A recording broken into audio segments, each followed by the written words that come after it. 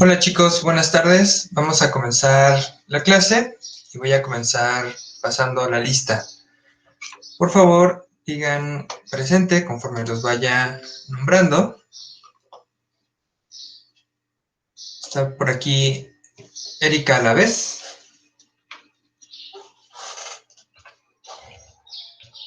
Elizabeth Carolina Cortés Ríos.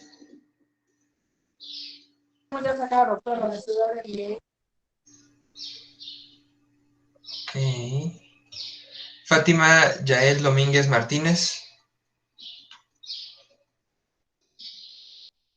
Felipe Domínguez Sánchez. Presente. Buenas tardes, Felipe.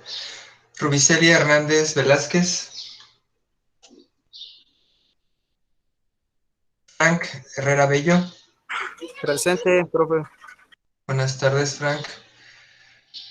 Vanessa Natalí Juárez Solano.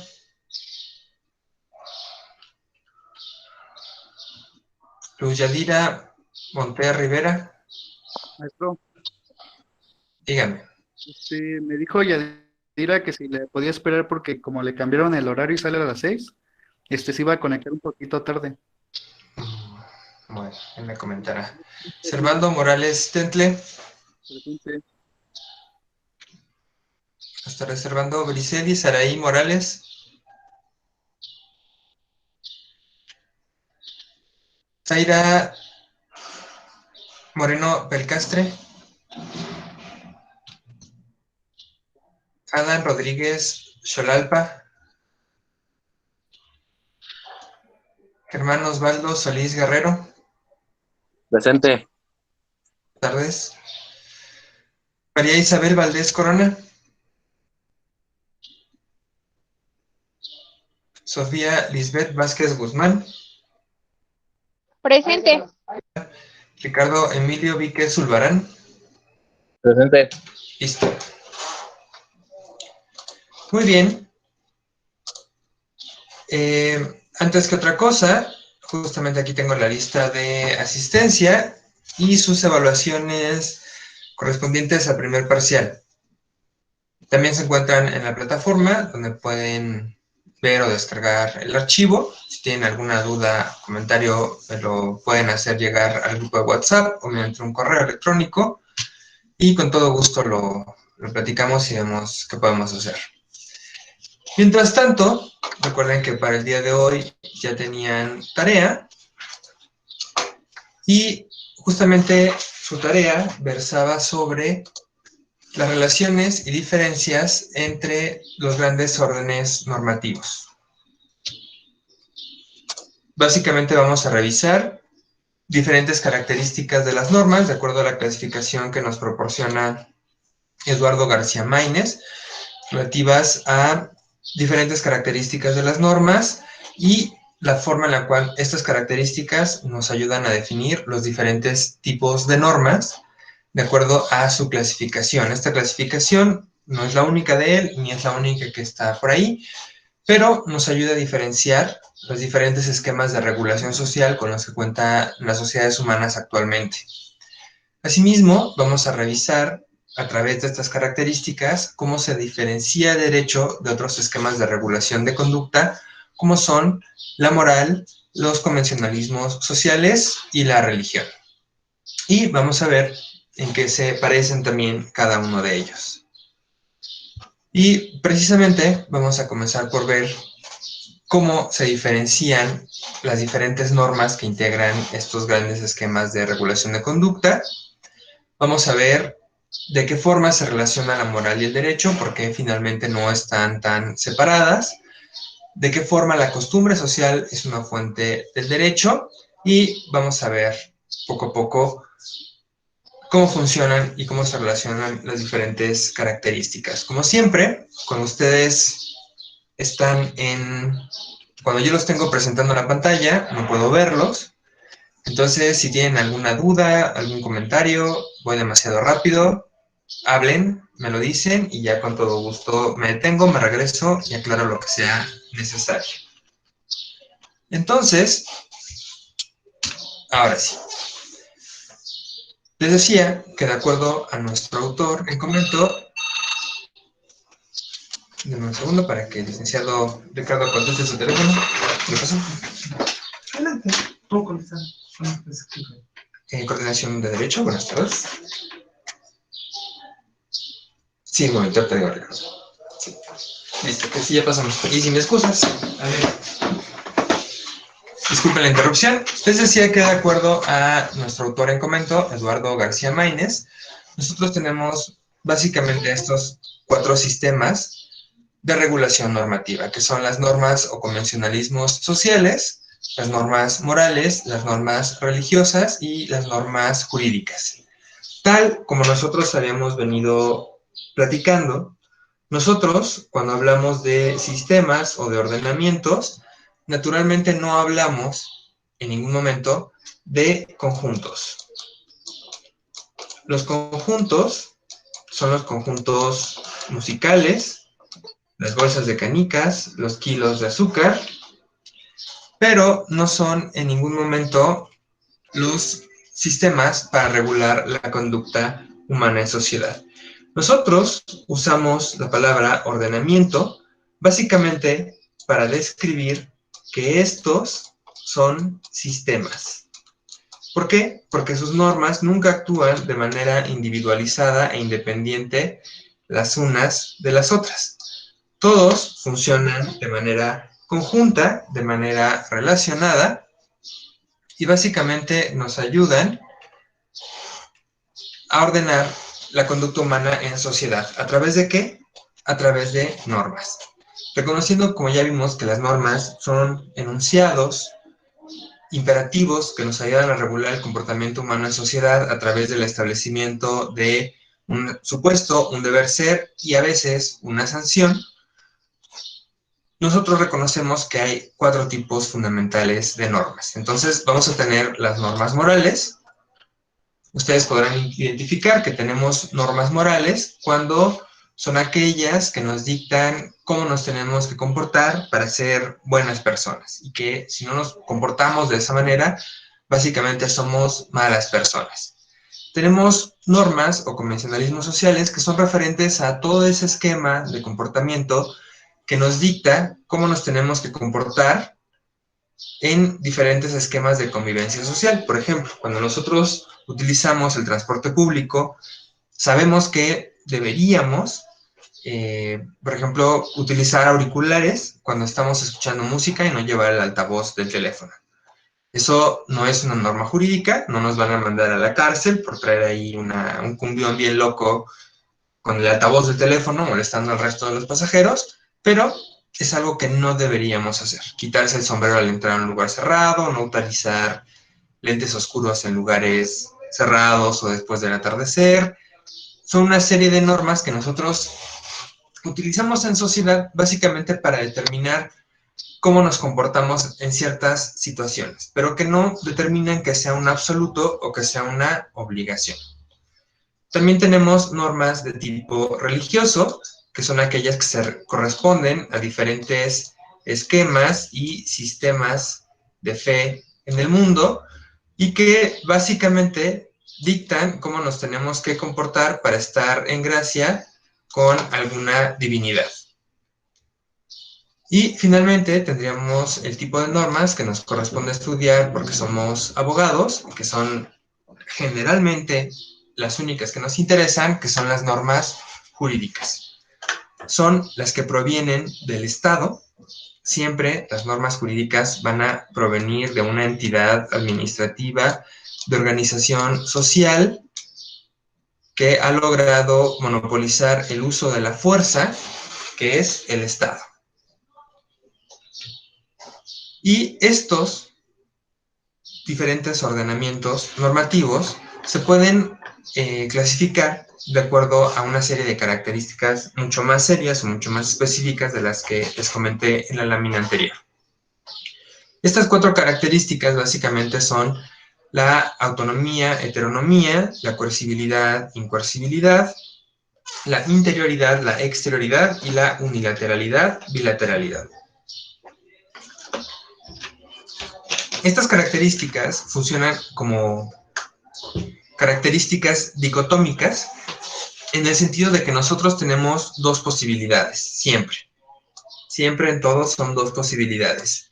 Pero regularmente en los diferentes sistemas normativos solo puede ocurrir una.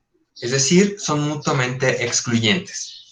Si nosotros tenemos una característica en un sistema normativo, en ese mismo sistema normativo o en ese mismo ordenamiento no puede existir la otra. De lo contrario, hay una confusión en el tipo de ordenamiento del que se trata.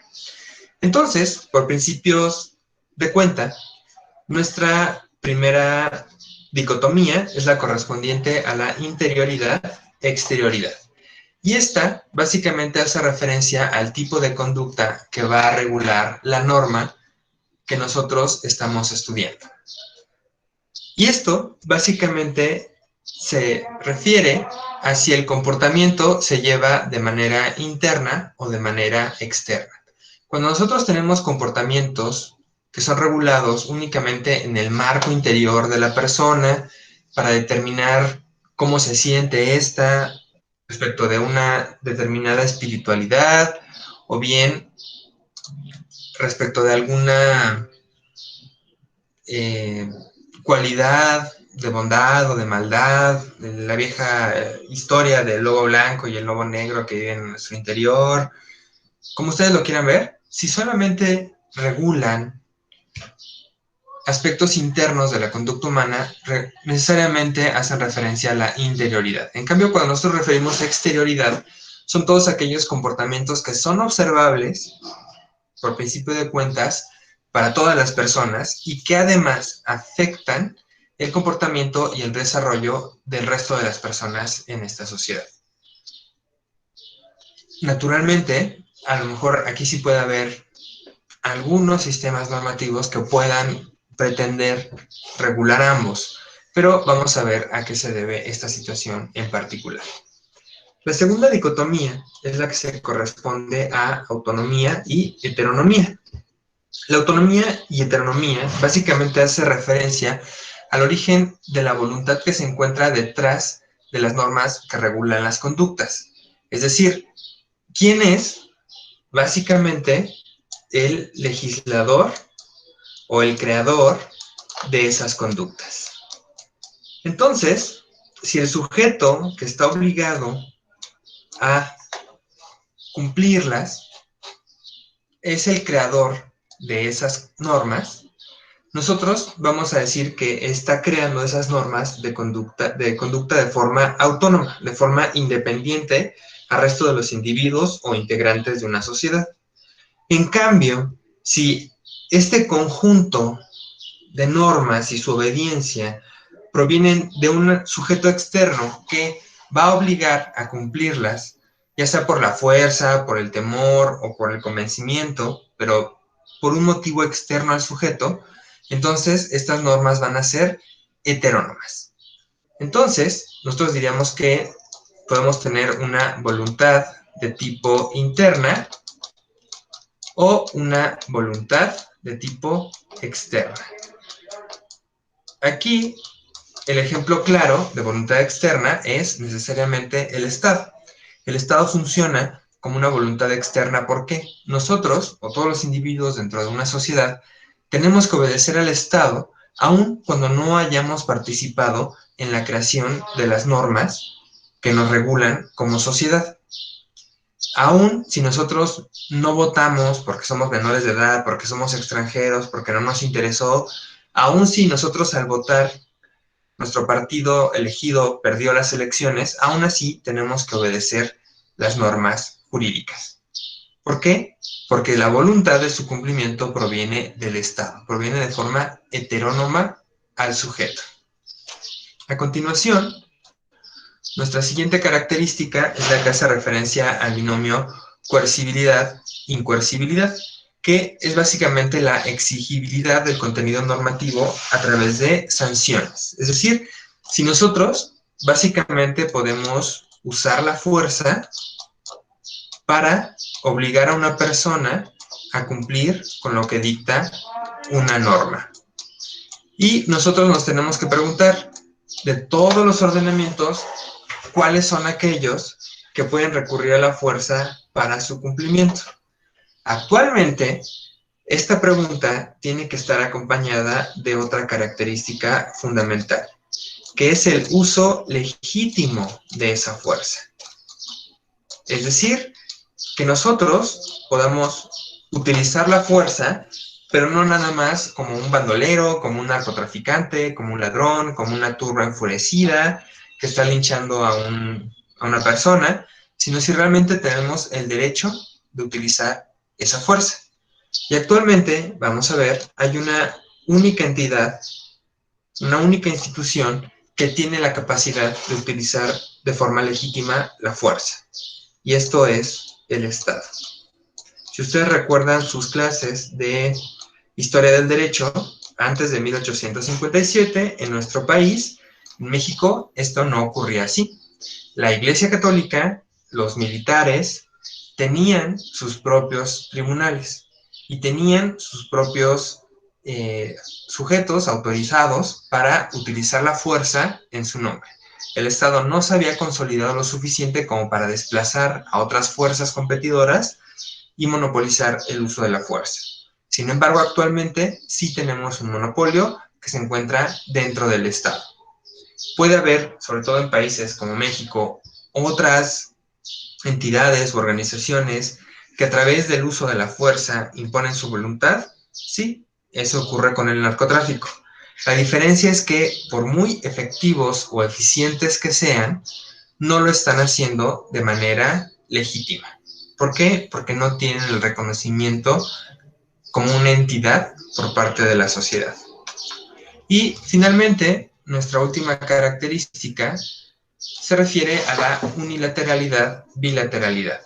Esta dicotomía hace referencia a si las conductas se esperan únicamente como obligaciones dentro de una sola vía, o si bien nosotros tenemos la posibilidad de exigir de manera correlacionada el cumplimiento de esa misma obligación hacia otras personas como un derecho. Esto lo vamos a ver muy claro con las diferencias entre las normas morales y las normas jurídicas. ¿Dudas hasta aquí? En lo que cierro la puerta y dejo de escuchar gritos.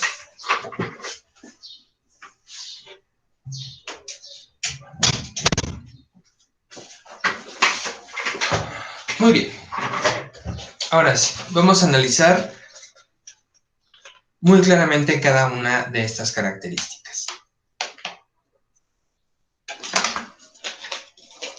Por principio de cuentas, nuestro binomio internalidad-externalidad parte de la idea de que dentro de la internalidad nosotros nos vamos a referir a normas de una característica muy particular, que son las normas morales. Las normas morales, les decía, nos ayudan a llevar una vida digna, una vida más recta, honesta, completa, espiritual, wholesomeness, como le dicen ahora. Básicamente hace referencia a que nosotros vamos a buscar regular la rectitud de los pensamientos de las personas. Esto es, tratar de que las personas le hagan caso a su angelito, se porten de manera positiva, que sean buenas personas, que los comportamientos que tengan sean intrínsecamente buenos porque tienen un origen bueno, que sus motivaciones siempre sean las adecuadas. En cambio, la externalidad básicamente busca regular actos externos de las personas. A veces nos vamos a cuestionar los aspectos interiores que llevaron a las personas a realizar esos actos externos, ¿no? Por ejemplo, dentro del homicidio, ustedes recordarán que tenemos básicamente 3 agravantes clásicas, que son alevosía, premeditación y ventaja. Estos 3 elementos son, en buena medida, elementos interiores de la persona, porque no los demostró hasta el momento de llevar a cabo el delito de homicidio, pero precisamente nos ayudan a configurar la forma en la cual se llevó a cabo este delito. Nos ayudan a determinar, por ejemplo, que se llevó a cabo de manera dolosa y no de manera culposa. Adicionalmente, nos ayudan a determinar específicamente qué modalidad de pena le corresponde. Muy específicamente, cuántos años en prisión va a tener que pasar por haber cometido ese delito. Pensando que si no lo hubiera cometido con esas 3 agravantes, pasaría un menor tiempo en prisión. Entonces, las normas que van a buscar regular la externalidad, básicamente no les va a interesar una palabra que sí nos interesa dentro de la internalidad, que es la motivación. Dentro de la moral, a ustedes lo que más les va a importar es la motivación. ¿Por qué razón están obedeciendo una determinada norma? ¿Por qué razón se están comportando de determinada forma? En cambio, dentro de la externalidad, la motivación nos importa muy poco o no nos importa, porque lo que nos interesa es básicamente una conducta observable. Les decía en la clase anterior, si ustedes se encuentran todos los días con que su vecino les barrió encima de su banqueta las hojas sucias, la suciedad, el polvo, la tierra y no lo recogió, pueden pensar todos los días, ay, lo voy a matar en cuanto lo vea, lo voy a colgar, pero lo he de torturar y meterlo a una zanja y nunca lo van a volver a encontrar. Pero mientras no lo hagan, no nos interesa. Eso es materia de la moral, que tengan ese tipo de pensamientos, pero mientras no los expresen, a los sistemas de regulación de conducta que se sustentan en la externalidad, realmente no le importa. Se sustentan en que ustedes tienen libertad de pensamiento y nunca se va a meter ahí. A continuación, nuestro binomio autonomía-heteronomía, les decía que hace básicamente referencia a de dónde proviene la legislación que tenemos que obedecer y sobre todo, cuál es el origen de esa voluntad de que nosotros nos comportemos de determinada manera. En la autonomía, esa voluntad es interna. Ustedes deciden cómo se comportan.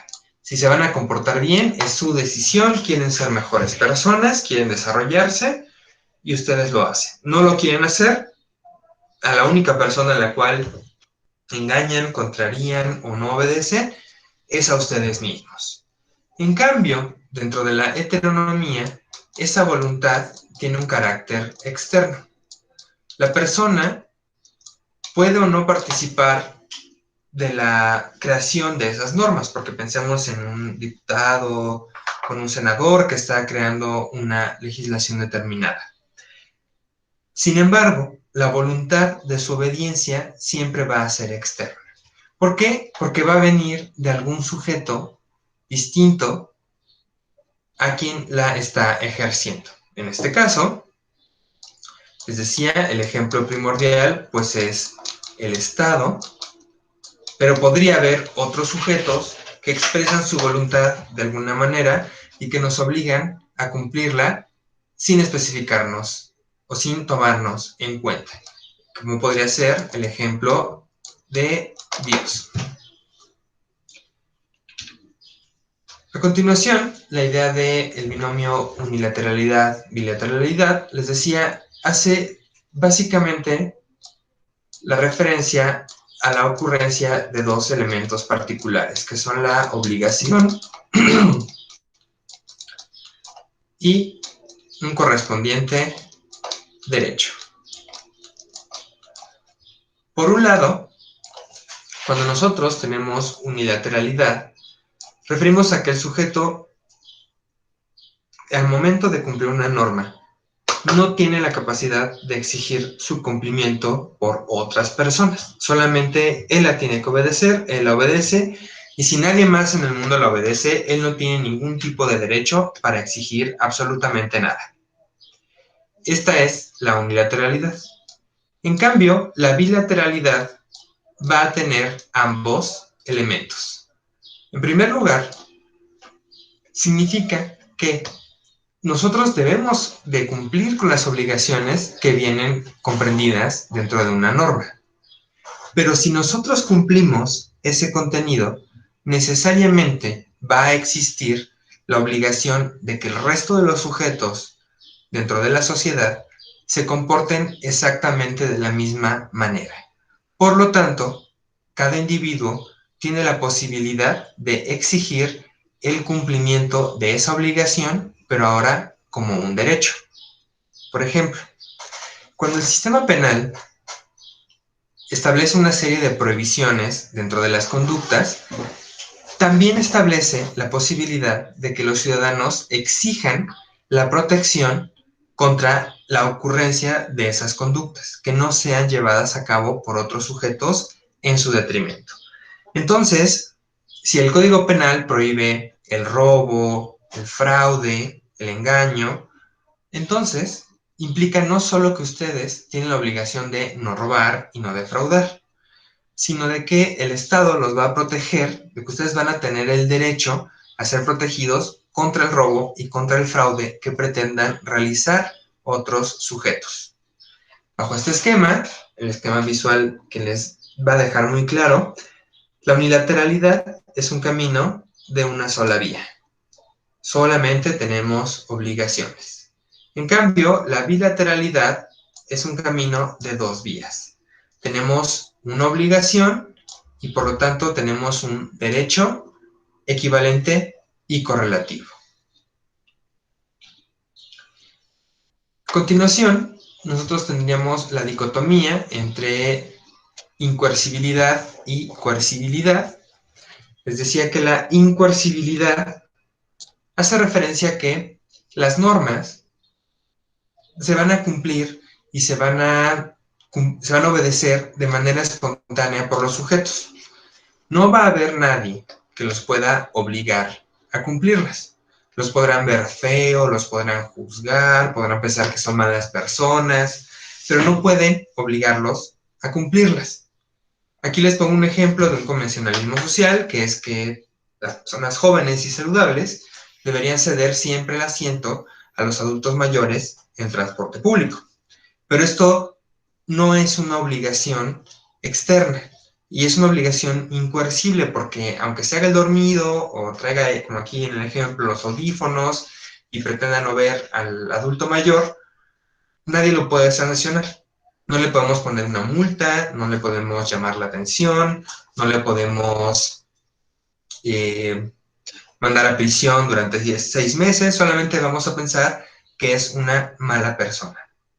En cambio, la coercibilidad implica que nosotros nos vamos a asegurar, como operadores normativos, que ésta sea cumplida, aunque no sea cumplida de forma espontánea. Es decir, aunque el sujeto no tenga la voluntad de cumplirla, el Estado y sus operadores normativos se van a asegurar de que el sujeto las cumpla y de no cumplirlas va a recibir una sanción hasta que su comportamiento se adecue a lo que exigen las normas.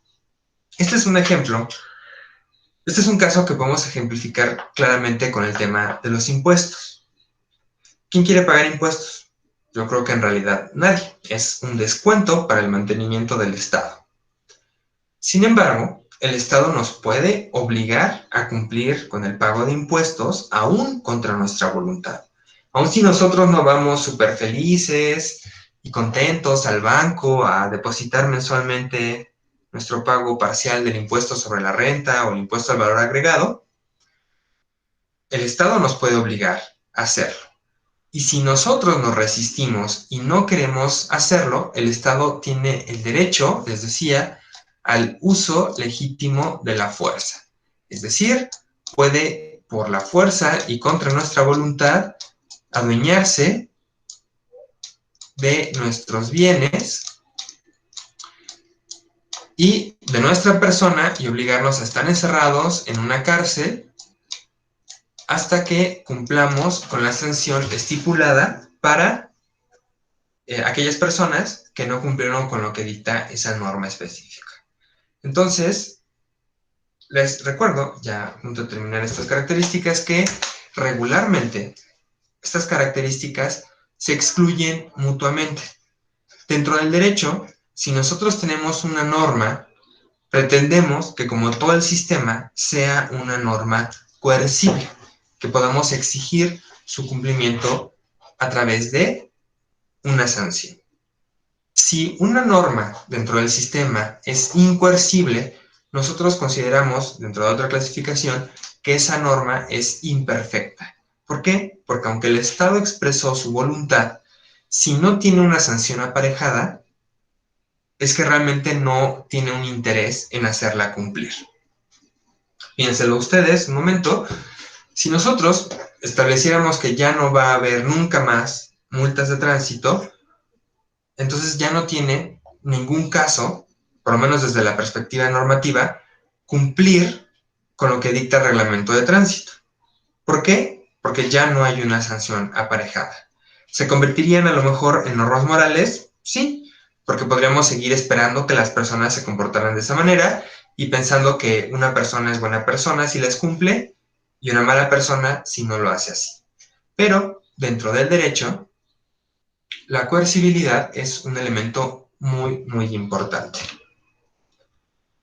Ahora sí, para ir analizando poco a poco, ¿cómo se relacionan estas 4 características con diferentes órdenes normativos? Por principio de cuentas, nosotros vamos a revisar a la moral.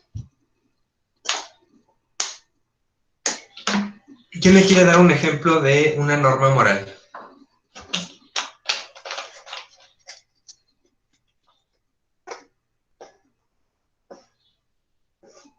A ver. Si no, selecciona al azar.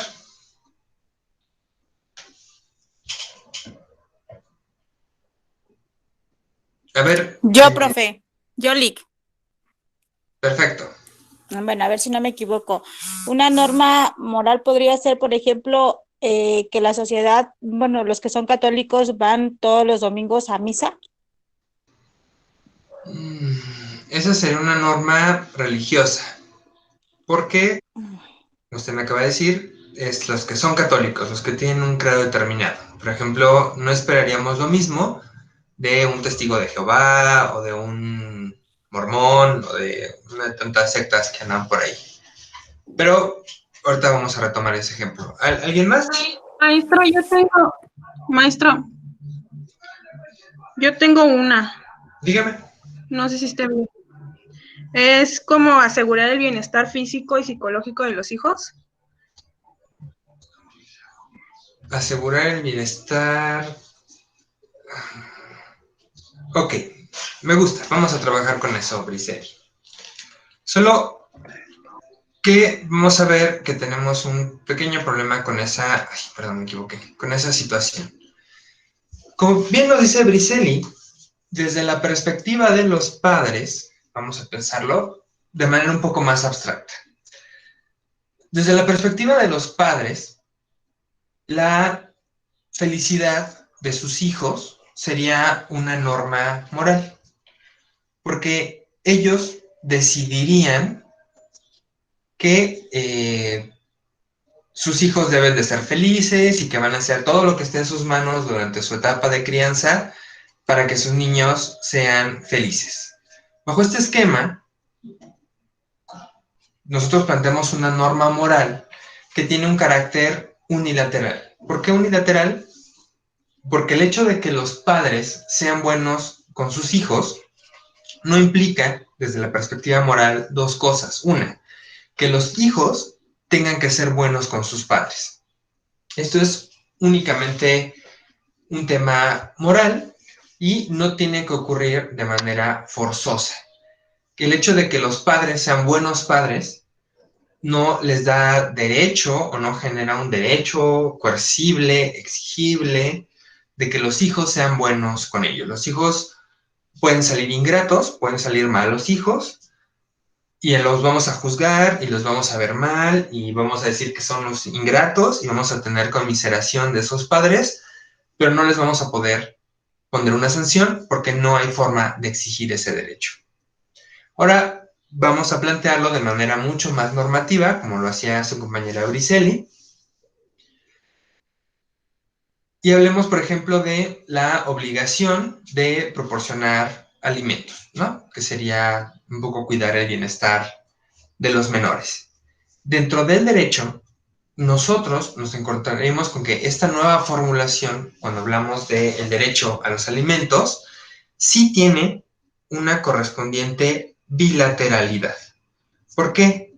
Porque el hecho de que los padres estén obligados a cumplir con esta obligación, vamos a pensarlo en primer lugar hacia sus hijos, hace que estos, si sus padres caen en desgracia, no se pueden mantener por ellos mismos, están enfermos, ancianos, ellos también tengan un derecho recíproco a recibir alimentos. ¿Ah? Igualmente, pensamos de manera separada. Cuando yo digo padres, obviamente estoy hablando de papá y mamá. Si papá tiene la obligación de contribuir con el pago de los alimentos para los menores, mamá también tiene exactamente la misma obligación. Y los hijos tendrían la capacidad de exigir el cumplimiento de este derecho hacia ambos padres y no nada más hacia uno de los dos. Al igual que mutuamente entre padre y madre, por ejemplo, cuando se divorcian y destruyen a la familia, tendrían la posibilidad de exigirle al otro el cumplimiento de este derecho. Bajo este esquema, les pedí en primer lugar un ejemplo de una norma moral precisamente por esta situación. Las normas morales no nos dan el derecho a exigir su cumplimiento. Si ustedes, les decía, son buenos con sus padres, siempre saludan a sus vecinos, pensemos otra norma moral, no dicen mentiras, son honestos, eso no implica que las personas a su alrededor se tengan que portar como ustedes. ¿Es algo positivo dentro de toda sociedad? Claro que sí, nos va a ayudar a desarrollarnos, nos va a ayudar a tener una espiritualidad plena, nos va a ayudar a ser mejores seres humanos, pero no tiene aparejado ningún derecho. En cambio, todas las normas jurídicas siempre van a tener esta característica que les doy aquí. Esa condición bajo la cual nos dan de manera correlativa derechos y obligaciones se define de esta forma. Las normas jurídicas son imperatributivas, es decir, la imposición de una obligación tiene aparejada de manera correlativa el otorgamiento de un derecho. Y solamente para aclarar el ejemplo que nos daba su compañera, que era un buen ejemplo, hay una diferencia fundamental que vamos a ver ahorita más adelante entre por qué les digo una norma moral y no, por ejemplo, ir a misa o cumplir con los 10 mandamientos o cumplir con el Deuteronomio, que es muchísimo más largo, no adorar ídolos, ese tipo de cosas. Las normas religiosas, a diferencia de las normas morales, en primer lugar, no provienen de la voluntad del sujeto. A lo mejor ustedes son católicos porque quieren, o de la religión que tengan y profesen, pero las normas que tienen que obedecer por profesar esa religión provienen de otro lugar, de los profetas, de Dios mismo, de una zarza en llamas, del monte Sinaí, de donde ustedes quieran, pero proviene de alguien distinto a ustedes. En cambio, para que sean morales, tienen que ser totalmente internas, porque ustedes así lo desean. Entonces, ahora sí, bajo este esquema de ideas, nosotros tendríamos que pensar por qué la moral es incoercible y el derecho es coercible. ¿Alguien me quiere dar una idea? Yo, profe. La moral es incoercible porque nadie te obliga a llevarla a cabo y el derecho es coercible porque es una norma que está estipulada en un en una ley. Muy bien, Rubí. Vamos a desarrollar un poco la idea de Rubí, que es una idea correcta. La moral es incoercible, básicamente porque por el hecho de venir de la propia voluntad del sujeto obligado, es decir, yo tengo que cumplir la norma moral porque yo mismo así la decido, implica que no podemos exigir su cumplimiento, una, de manera externa, y dos, de manera contraria a su voluntad mediante el uso de la fuerza. En cambio, el derecho, como bien nos dice Rubí, en primer lugar se encuentra estipulado en una serie de normas particulares, que son normas jurídicas. ¿Por qué? Porque provienen de un núcleo y de un centro de poder. Ese núcleo o centro de poder es el Estado. ¿Por qué? Porque el Estado sí puede obligarnos a cumplir con las normas que dicta, aún contra nuestra voluntad. ¿Por qué? Porque les decía, tiene el uso legítimo de la fuerza. A diferencia de lo que sucede si, por ejemplo, les decía, ustedes le mienten a sus padres. A lo mejor está mal, a lo mejor sus hermanos o hermanas se van a enojar, a lo mejor sus papás se van a decepcionar de ustedes, pero no los vamos a meter a la cárcel por esa situación. No, por el hecho de que ustedes los engañen y les digan una mentira para no ir a la cena de Navidad porque tienen planes más interesantes, son malas personas, pero no los podemos obligar. En cambio, el Estado, como centro de poder, tiene el uso legítimo de la fuerza. ¿Por qué? Porque lo que él dicta sí no lo puede exigir. ¿Cómo? Mandando a la autoridad, deteniéndonos físicamente, adueñándose de nuestros bienes contra la voluntad, imponiéndonos el pago de dinero, como pueden ser las multas, todo contra la voluntad del sujeto. Entonces, la moral es incoercible porque depende de la voluntad del obligado. En cambio, el derecho es coercible porque nosotros podemos imponer sanciones aún en contra de la voluntad del sujeto obligado.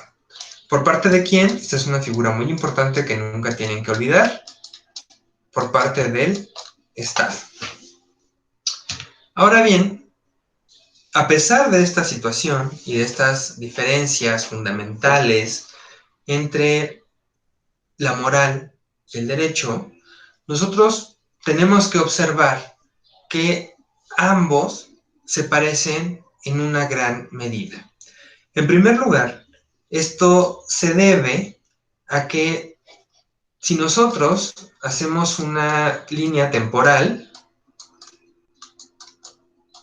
donde tenemos básicamente el origen de la humanidad en un año cero, y estamos aquí en este terrible y complejo año de pandemia que es el 2020, nosotros vamos a observar que en primer lugar se desarrolló la moral.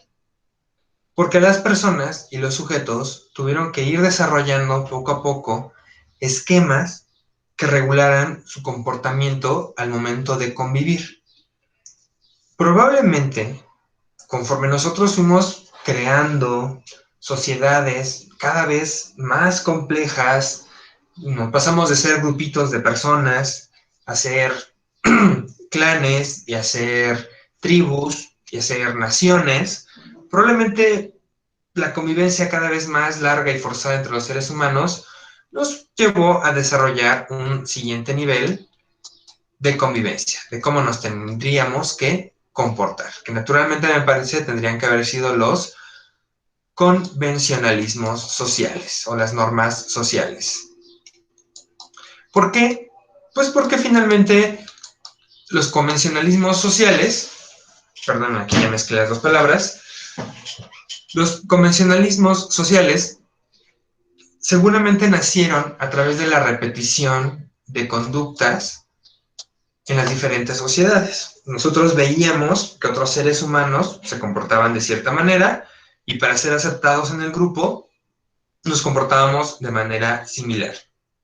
Cuando fallábamos en comportarnos de esa misma manera, seguramente nos veían feo, nos alejaban del grupo, nos alejaban de la tribu y ese sentimiento de rechazo nos motivaba a comportarnos de la misma manera. Piénselo un poco cuando ustedes estaban en la secundaria, en esa época de cambio en la adolescencia. ¿Por qué de repente todos los niños en la secundaria se imponen modas ridículas? De traer cierto tipo de tenis, o de andar con la camisa desfajada o fajada de un lado, o con los pelos para arriba o los pelos para abajo, con mechón, sin mechón, con liguitas y liguitas. No hay una razón. Simple y sencillamente se observan los unos a los otros. Aquellos sujetos que gozan de popularidad establecen una tendencia y el resto, para ser aceptados, los imita y hace lo mismo. Y cuando no lo hacen, pues ya no son populares, ya no los quieren, se sienten frustrados. Entonces, básicamente lo hacemos y lo cumplimos por la imitación. En cambio, el siguiente nivel forzosamente tendrían que ser las normas de tipo religioso. ¿Por qué? Porque las normas de tipo religioso pues ya implican un desarrollo dentro de la idea y de la concepción, sobre todo de una palabra muy particular, que es el castigo. Ya comenzamos a establecer una serie de normas que se obligaba a su cumplimiento básicamente por el temor a recibir un castigo. Este castigo podría provenir de Dios o del espíritu cuervo que regula la vida de las tribus en Norteamérica, o del mar, o de Huitzilopochtli, o del que ustedes quieran. Pero básicamente establecían un sistema de conducta que era coercible, porque había una serie de sujetos que estaban reconocidos por la sociedad con la autoridad necesaria para obligar a su cumplimiento. Piensen un poco en las sociedades teocráticas, como podrían ser las sociedades indígenas en México, como los mexicas, los mayas, los zapotecas o los mixtecas, cuyos sacerdotes imponían una serie de normas religiosas de manera coercible.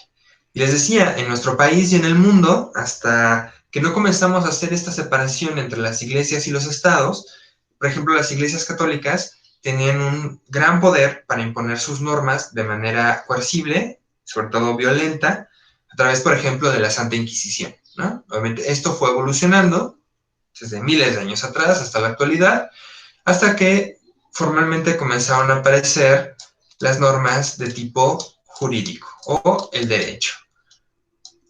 Y les decía, para que realmente nosotros tengamos normas jurídicas, necesitamos de una figura muy importante que proviene de las organizaciones religiosas, que es el Estado.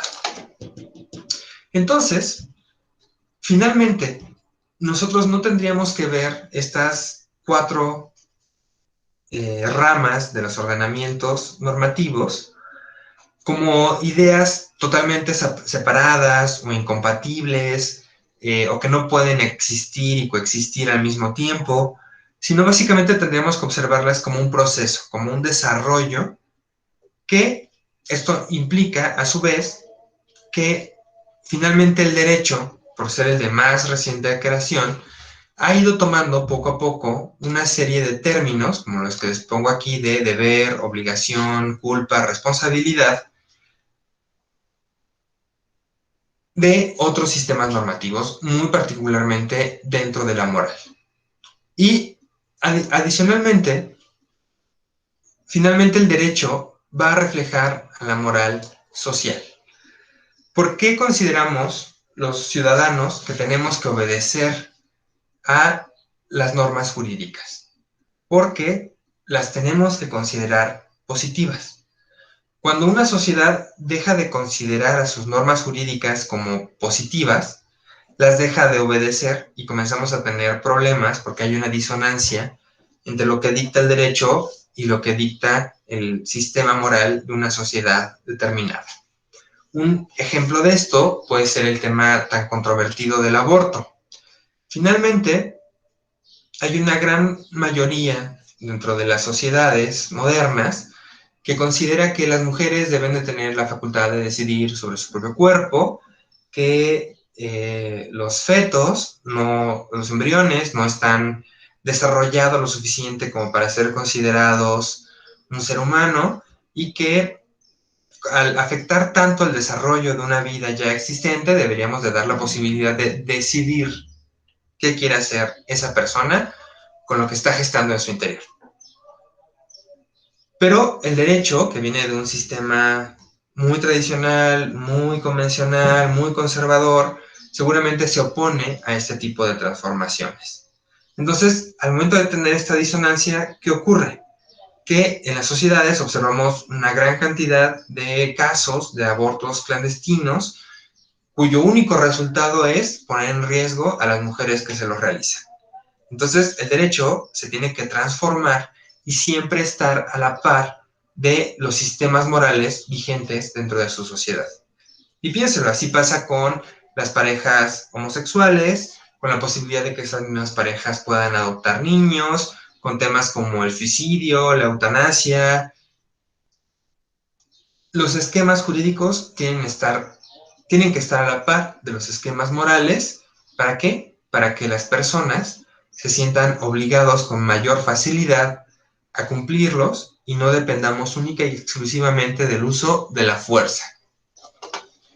Y bajo este esquema, nosotros podríamos pensar que hay básicamente 3 tipos de teorías que nos hablan sobre la relación entre el derecho y la moral. Las teorías más tradicionales nos dirían que existe una confusión entre ambos conceptos.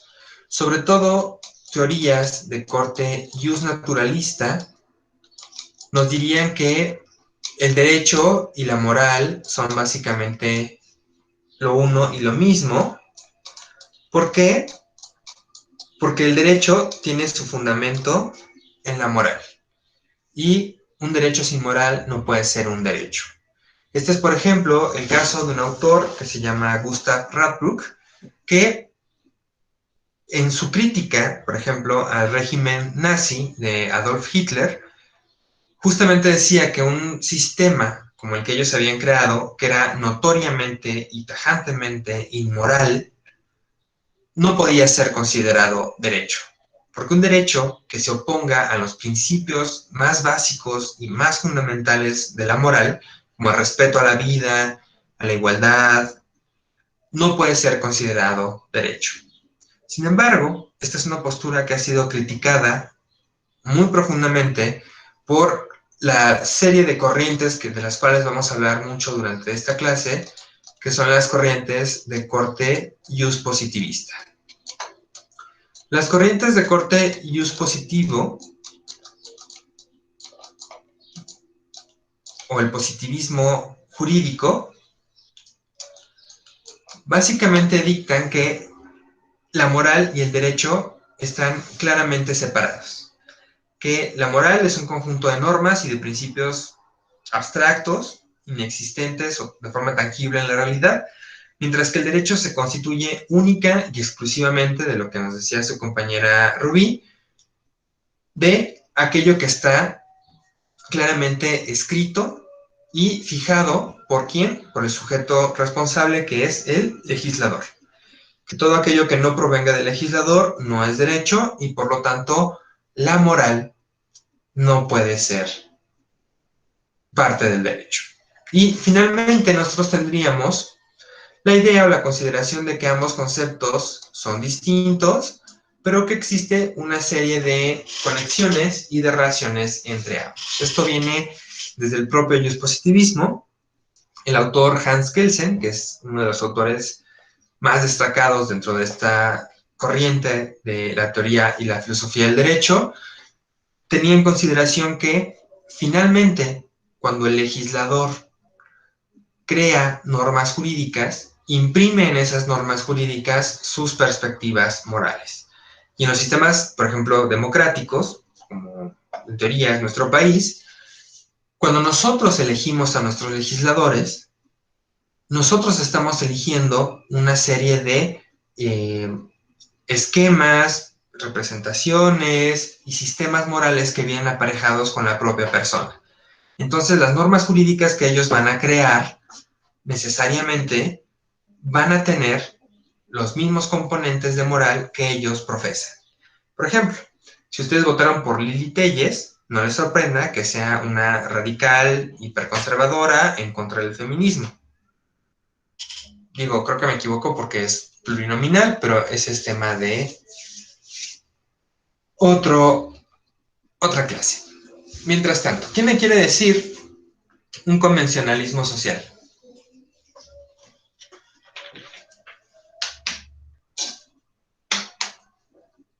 A ver, Vanessa, despierte. Un convencionalismo social. ¿Puede ser el machismo? El machismo. Ok. Vamos a desarrollar un poco esa idea. Partiendo de la idea de que los convencionalismos sociales son un conjunto de normas de trato social, podríamos reconocer algunas actitudes y algunos comportamientos que nosotros identificamos como machistas como normas de convencionalismo social, ¿no? Por ejemplo, esta idea de que, como decía el jefe Diego Fernández de Ceballos, de que las viejas a su casa, ¿no? que tenían que andar en ajos políticos, era un convencionalismo social válido, era que nosotros consideramos todavía asociado con conductas misóginas, ¿no? Machistas. Precisamente, la idea dentro de los convencionalismos sociales es que son una serie de conductas que nosotros esperamos de los sujetos dentro de una sociedad y que básicamente dictan estos elementos, dictan creencias, opiniones, procedimientos o actitudes que nosotros como sociedad o como conjunto decidimos que son verdaderos, que son la forma correcta y que básicamente se derivan de usos, costumbres, principios, valores o normas. Un ejemplo más tangible, para que ahorita lo tengan claro, es por ejemplo actualmente el uso de los dichosos cubrebocas.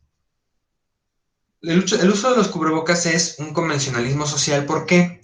Porque nosotros hemos establecido como sociedad la opinión de que su uso nos ayuda a prevenir el contagio y la transmisión de este virus que está generando la pandemia, que es el COVID-19. Si ustedes no utilizan un cubrebocas cuando vienen, por ejemplo, aquí a la escuela a pagar, pueden hacer tango, pueden exigir que los dejen pasar, quizá para no lidiar con ustedes los dejen pasar. ¿Por qué? Porque no es una norma jurídica. Nosotros como sociedad convenimos, por eso se llaman convencionalismos sociales, es decir, acordamos que íbamos a cumplir con este pequeño detalle. Pero no es una norma jurídica. Es decir, el Poder Legislativo no ha establecido una norma, no ha añadido un nuevo artículo al Código Penal donde se nos imponga una sanción o un castigo por no cumplir con el uso del cubrebocas. Finalmente, lo que nosotros tendríamos que distinguir de manera muy clara es que, básicamente, los convencionalismos sociales, también son exteriores.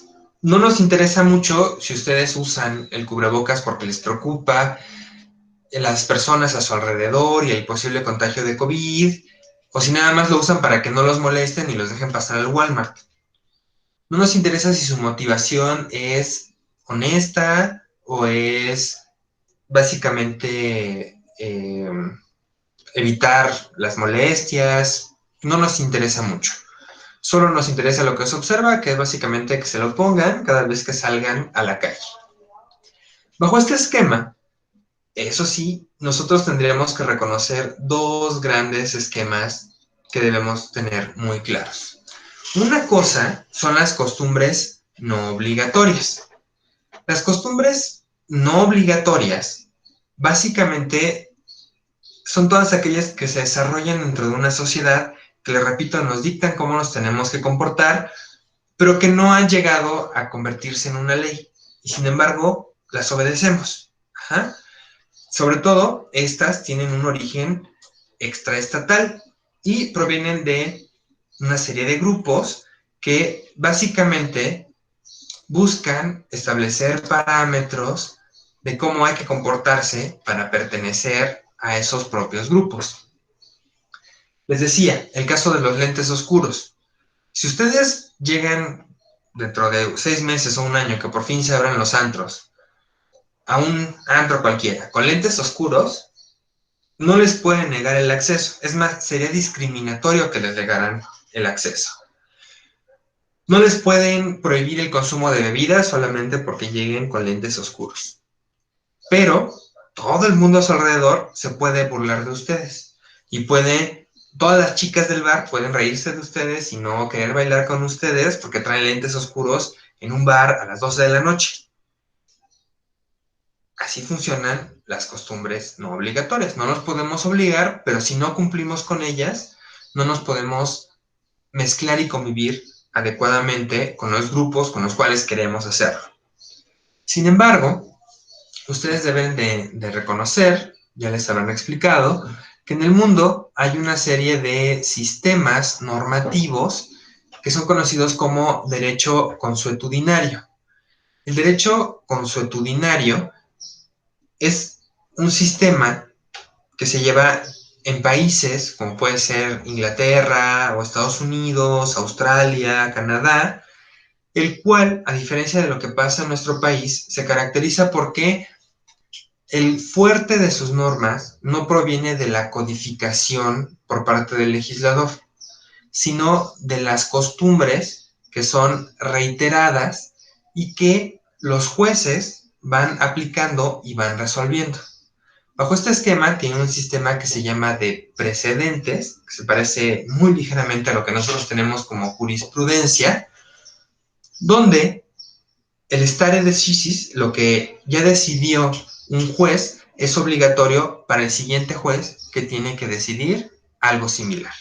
Entonces, conforme estas conductas se van repitiendo dentro de una sociedad y los jueces van resolviendo y formando la forma en la cual los tenemos que establecer, bajo este esquema es que vamos creando un sistema normativo de derecho consuetudinario. En cambio, en los sistemas de derecho romano-germánico, lo primero es la norma.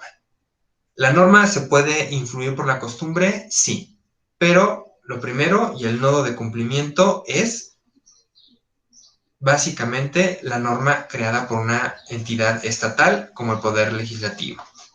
En cambio, aquí dentro del derecho consuetudinario, si nosotros observamos que las personas no están obligadas a cumplir con esas costumbres, pues básicamente no son obligatorias. Sin embargo, como en todo, como ya vimos con las normas morales, obviamente el derecho retoma algunas partes de esos convencionalismos sociales. Si bien no son coercibles como en el derecho a través de una sanción, como puede ser una multa o una pena de prisión, lo cierto es que también los hacemos coercibles. Les dije, por ejemplo, si nadie quiere bailar con ustedes porque andan en un bar a las 12 de la noche con lentes oscuros, los están excluyendo y eso también es una forma de sanción. Sin embargo, a diferencia del derecho, naturalmente son indeterminados, porque el día de mañana podemos decidir todos que algún TikToker de moda puso eso de estar con lentes oscuros en el antro, entonces todos vamos a ir de lentes oscuros y cambió el convencionalismo social de repente. Además, son subjetivos. Podemos decidir en diferentes grupos, de diferente manera, las mismas cosas. A lo mejor en algunos lugares está bien comer con las manos. No van a ir a una taquería, aquí en la avenida Cuautitlán, a comer tacos con cubiertos, ¿no? Se van a reír de ustedes. De la misma manera que si ustedes van al restaurante Bellini en el World Trade Center y se comen un filete Wellington con las manos, ¿sí? Cada quien decide dónde, cómo y por qué cumple determinadas normas. Adicionalmente, sí tienen una fuerza legal. Nosotros vamos a recurrir a los convencionalismos sociales cuando nos hayan fallado todas las otras fuentes del derecho. Y muy particularmente vamos a hablar de este tema cuando discutamos las lagunas normativas. Y sobre todo, les decía, la costumbre, los convencionalismos sociales, llegan a funcionar como sistemas jurídicos, sobre todo en los sistemas como el sistema anglosajón o de common law. Ahora sí, esta debe ser mucho más fácil. Díganme normas religiosas.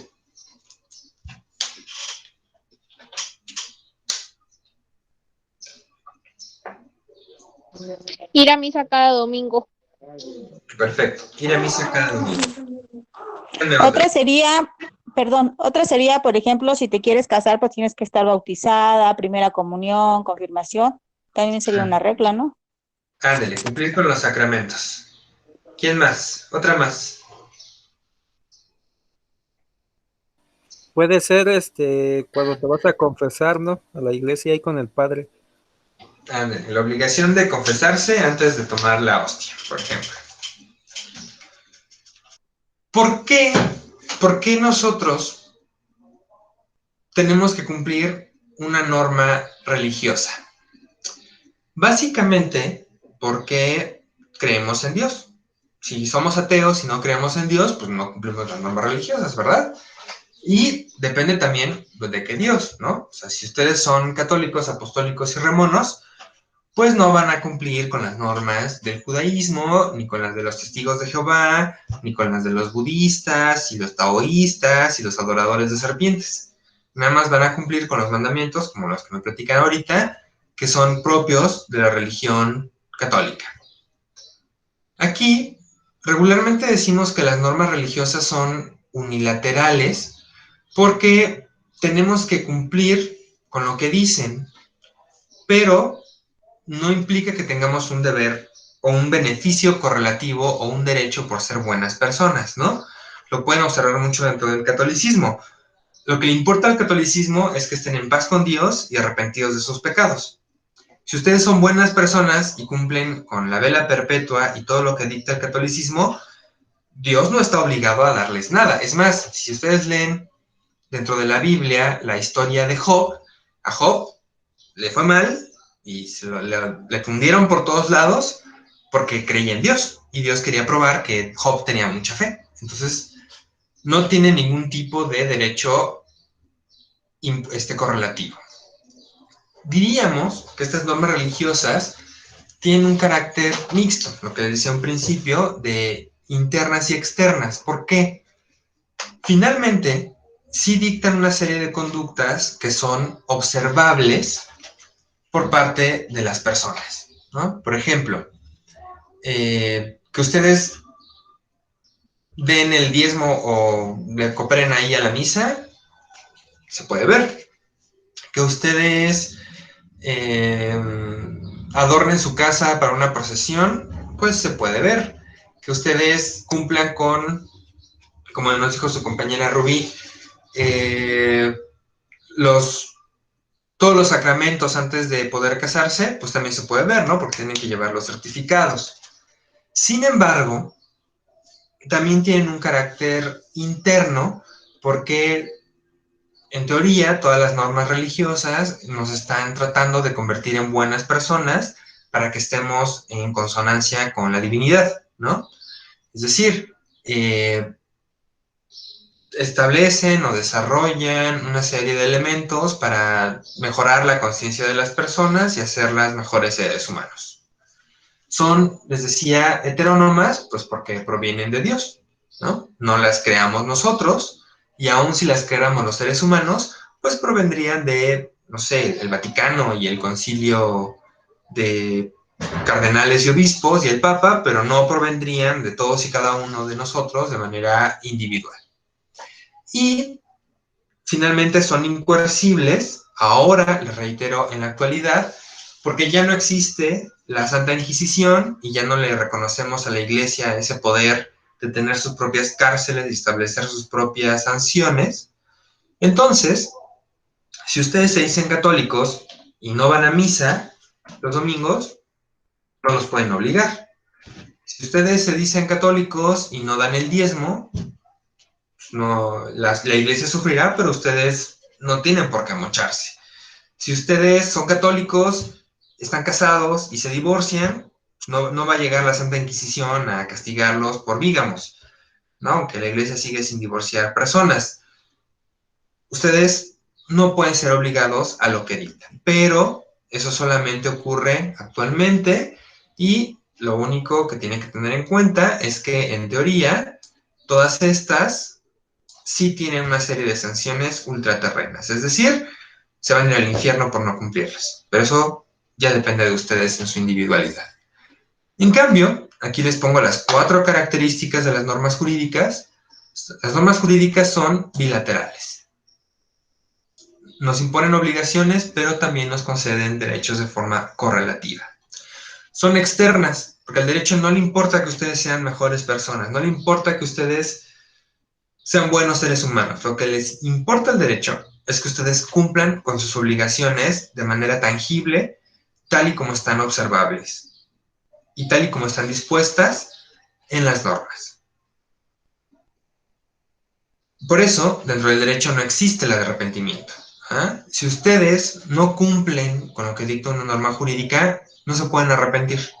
Tienen que cumplir con la sanción correlativa. Son heterónomas, porque igualmente su voluntad no proviene de ustedes en lo individual, sino del Estado. Y finalmente son coercibles, por lo que les decía, es el monopolio del uso legítimo de la fuerza por parte del Estado. Como la Iglesia ya no tiene tampoco la posibilidad del uso de la fuerza, consideramos que sus normas son incoercibles. Muy bien, eso es todo por el día de hoy. Cierro esto para ver sus caritas inocentes.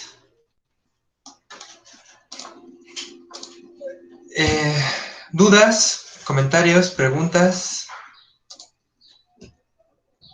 ¿Todo claro? Creo que hasta esta parte los temas son bastante sencillos.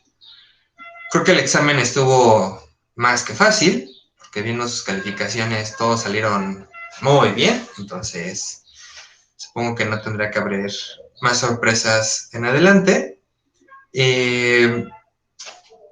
Ya les subí desde el día de ayer sus calificaciones a la plataforma. No me había equivocado de archivo, lo cambié porque tenía un archivo con otras listas, pues tenían que buscar la suya. Para hacerlo más fácil, básicamente se van a encontrar este archivo que tiene una única pestaña. Estas son sus calificaciones. Si tienen alguna duda, comentario, me lo dicen, me escriben al grupo y con todo gusto lo resolvemos. Veo a todos haciendo esto. Está en la plataforma, lo pueden descargar. No se preocupen. ¿Ok? Cualquier duda me la comentan con posterioridad. Mientras tanto, si no tienen ninguna duda, nada más recuerden que tienen tarea el viernes y pues nos vemos ese día. ¿Sí? Muy bien. Pues que descansen, los dejo unos minutos antes de su siguiente clase. Nos vemos, bonito día. Gracias, Lick, igualmente. Bye. Adiós, Lick. Gracias.